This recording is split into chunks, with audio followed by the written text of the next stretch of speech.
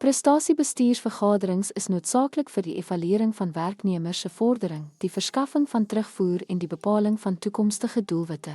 Hul doeltreffendheid hang af van hul struktuur, inhoud en kommunikasiebenadering.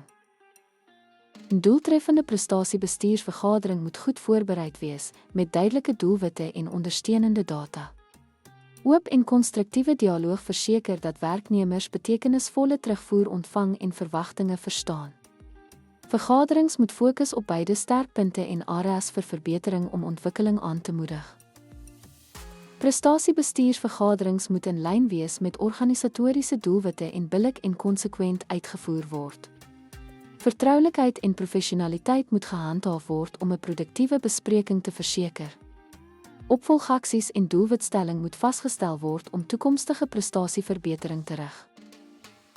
'n Goed gestruktureerde prestasiebestuursvergadering dra by tot werknemersgroei en beleining met besigheidsdoelwitte. Behoorlike uitvoering verbeter kommunikasie, motivering en produktiwiteit.